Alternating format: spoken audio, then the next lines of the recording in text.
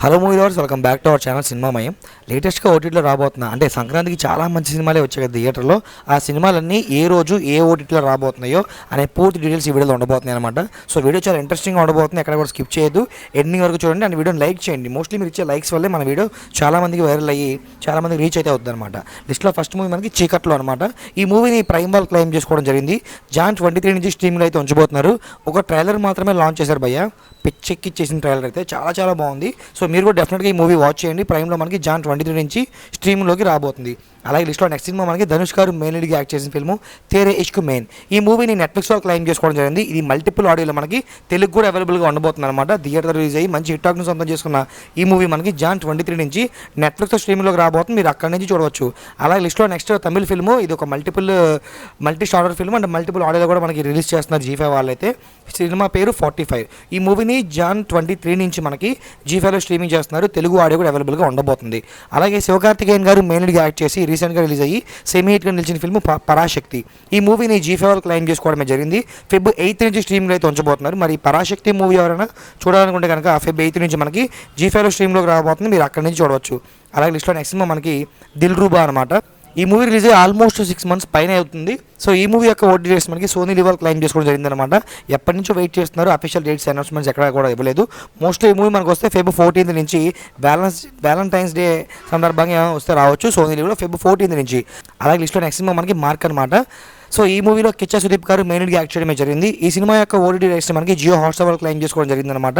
John 23 నుంచి streaming అయితే ఉంచబోతున్నారు. మరి ఈ మార్క్ మూవీ ఎవరైనా థియేటర్లో చూస్తుంటే ఓకే, బట్ లేకపోతే కనుక జియో హాట్స్టార్లో మనకి జాన్ 23 నుంచి స్ట్రీమ్లోకి రాబోతుంది. మీరు అక్కడి నుంచి చూడవచ్చు.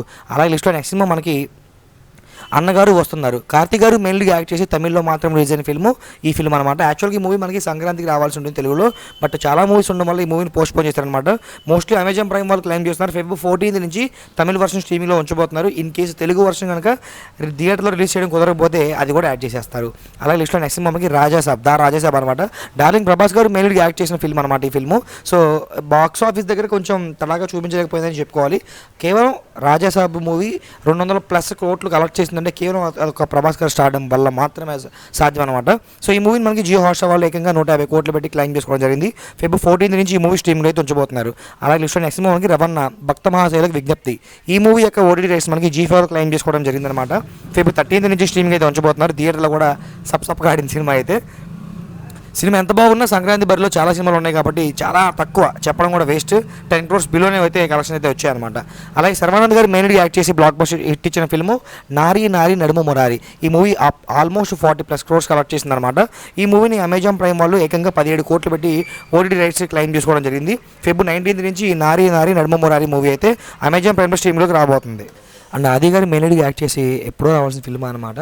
సో అదే శబ్దం అనమాట. ఈ మూవీ బ్లాక్ బస్టర్గా అయితే నిలిచింది, బట్ ఇంతవరకు ఓటీటీకి అయితే ఇవ్వలేదు అనమాట. ప్రైమ్ వాళ్ళ దగ్గర అయితే ఓటీటీ రైట్స్ ఉన్నాయి, కానీ కొన్ని రీజన్స్ వల్ల, టెక్నికల్ రీజన్స్ వల్ల వాళ్ళు ఇంతవరకు ఈ మూవీ ఓటీటీ పైన అయితే ఎలాంటి అప్డేట్ ఇవ్వలేదు. మోస్ట్లీ వస్తే ఈ ఫెబ్లో అయితే జాన్లో అయితే ఓటీటీ రావచ్చు. అలాగే చిరంజీవి గారు మెయిన్ యాక్ట్ చేసి మంచి బ్లాక్ బస్టర్ అందుకొని ఆల్మోస్ట్ 300+ crores కలెక్ట్ చేసిన ఫిల్మ్ మనశంకర్ వరప్రసాద్ గారు.